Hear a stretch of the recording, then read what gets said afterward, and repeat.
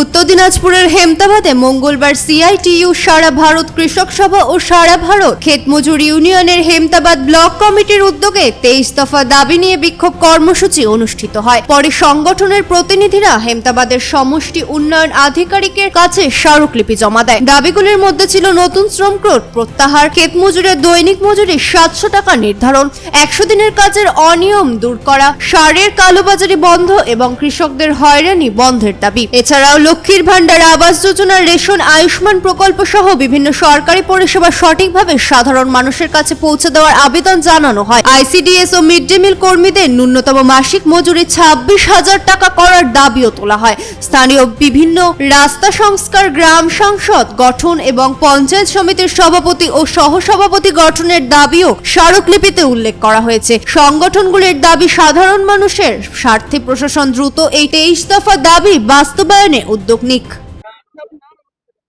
আমার নাম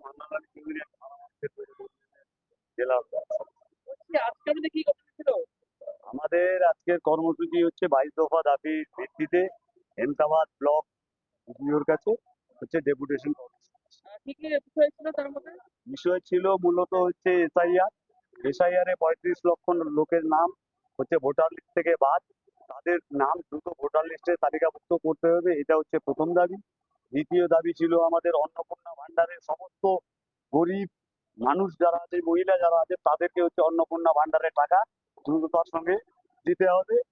সঙ্গে মিড ডে মিল সহ আশা কর্মী, ইউনিয়ন মিড ডে মিলের হোস্টেল কর্মী যারা আছে তাদের হচ্ছে ন্যূনতম মজুরি 26,000 টাকা করতে হবে।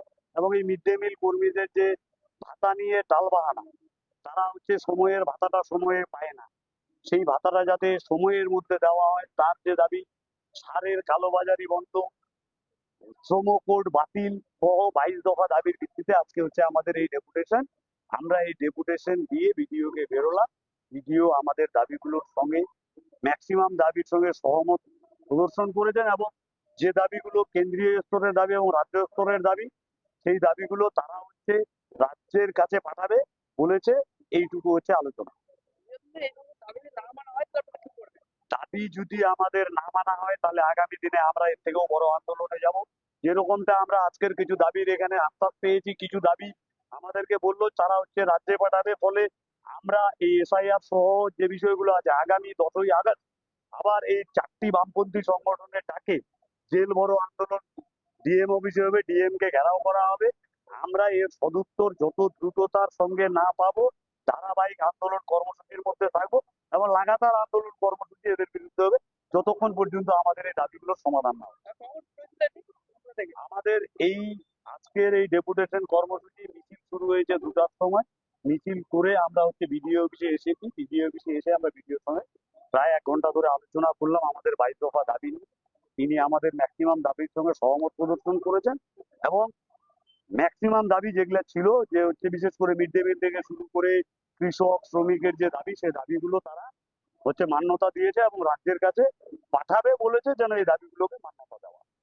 হেমতাবাদ থেকে রামকৃষ্ণ দাসের রিপোর্ট, কুলিক নিউজ।